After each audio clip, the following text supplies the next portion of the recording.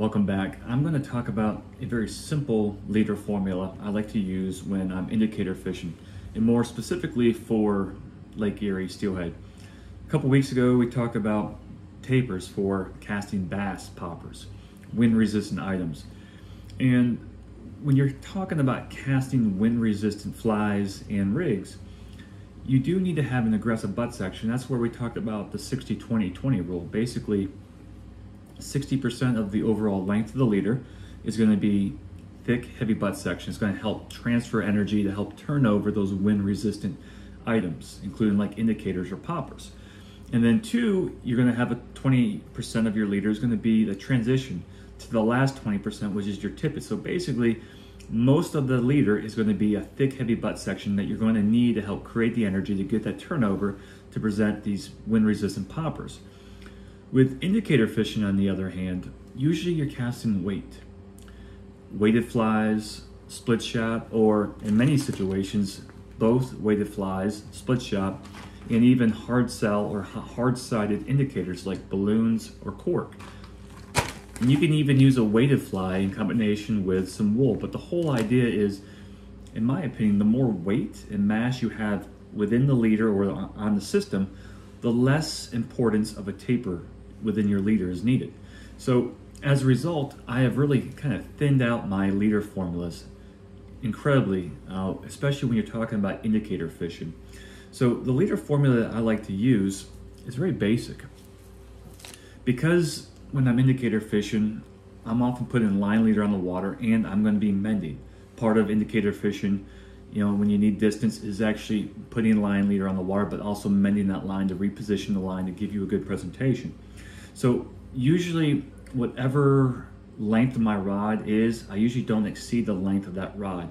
So that always ensures that some line and leader is outside the rod tip, giving me some mass that I can use to actually mend and manipulate the fly line. So as an example, the rod I'm using quite often for some of the steelhead fishing, like late season, might be a 10-foot 5-weight rod.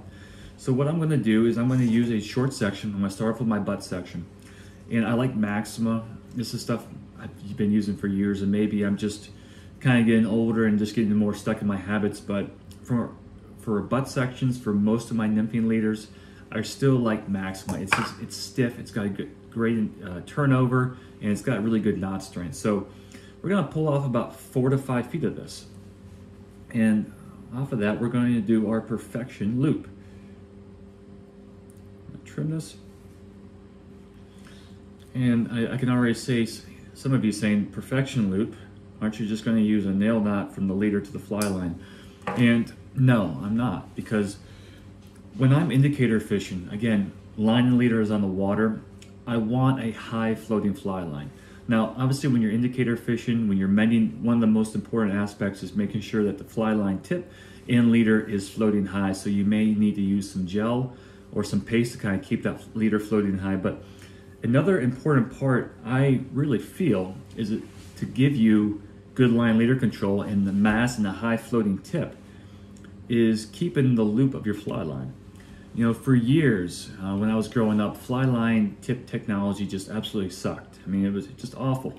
Within a couple days, this leader, the weld would come undone, and you would have to do a nail knot directly from your leader to your fly line. But within recent years, fly line loop technology has been fantastic. Usually a loop is going to last you a long period of time. And the other thing about the loop is this. The loop is welded, so it's doubled up on itself at the end to basically create this loop. But the loop is not only going to create a connection, but more importantly, when you look at this compared to the other part of the fly line, it's going to provide mass, greater surface area.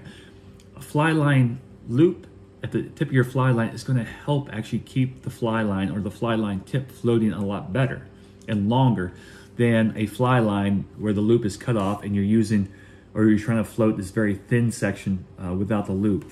So because of that, I try to keep the loops on basically any of the fly lines I'm using where I intend to put line leader on the water and mend. A loop is going to be a huge asset in keeping that loop floating nice and high.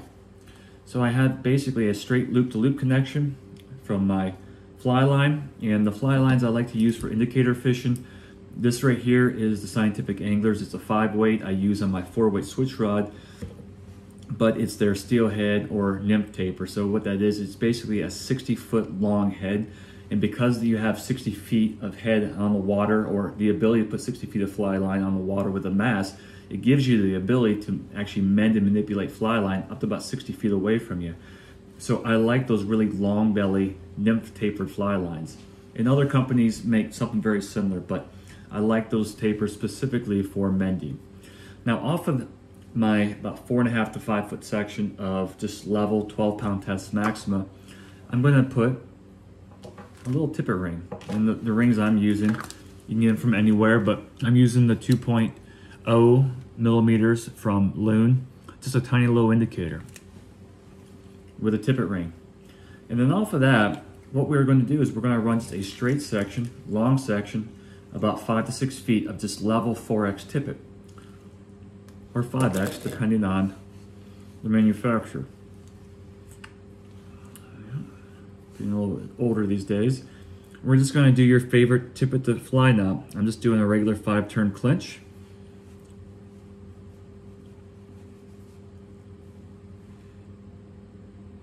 Stick that through.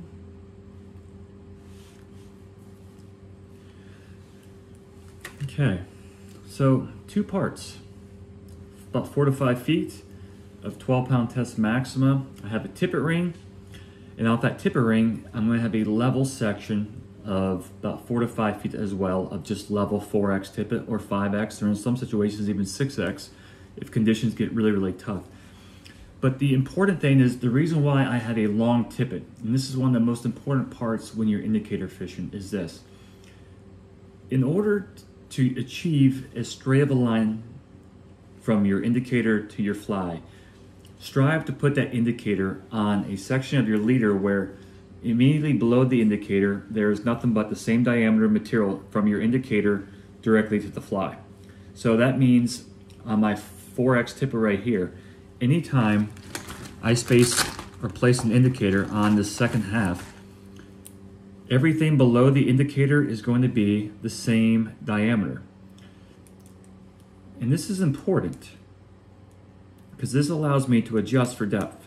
Allows me to go shallow, allows me to go a little bit deeper, but the idea is I want a level diameter right from my indicator to my fly. From indicator to the fly. The more level this tippet is from indicator to your fly, the straighter the line, the more direct contact you're going to have with your flies. One of the worst things I think you can do from a fly fishing standpoint is that when you're using a traditional tapered leader and you have maybe a 9 or a 12-foot leader and you've got this really long traditional 60-20-20 concept where 60% of your leader is butt section, short section of taper, and then you have your short section of tippet. The problem is if you're fishing a deeper run and you need to place your indicator, say for example, maybe 5 feet or 6 feet up the leader based on the depth of the water, when you do that, in some situations this stuff is so thick your indicator can't even go on your indicator, as is the case right here.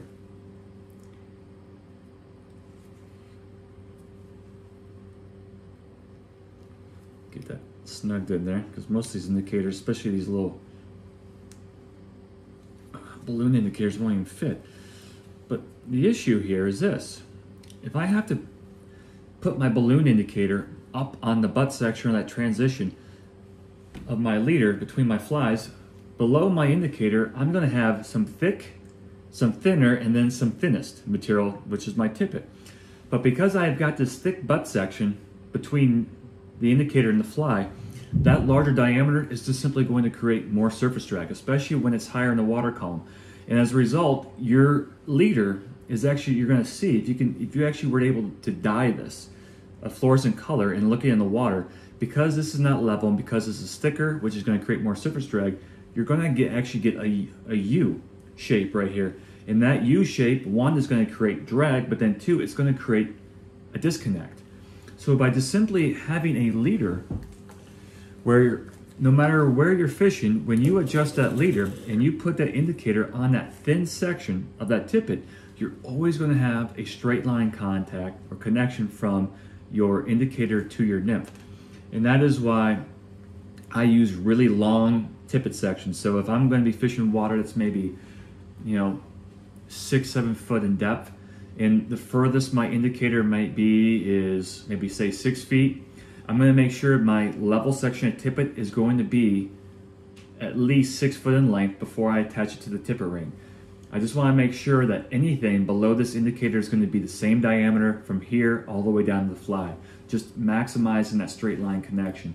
So that's a pretty long-winded answer to this simple two-part leader formula, but the important thing is just keep it thin. Anything below your leader or your indicator, keep it thin. Thin it out. It's going to give you a quicker sink rate and more direct line of contact. So that is it. That is a very basic two-part leader formula that I'll be using for my upcoming trips to Great Lakes steelhead fishing. So I hope this helps, and have a great day, and thanks for watching.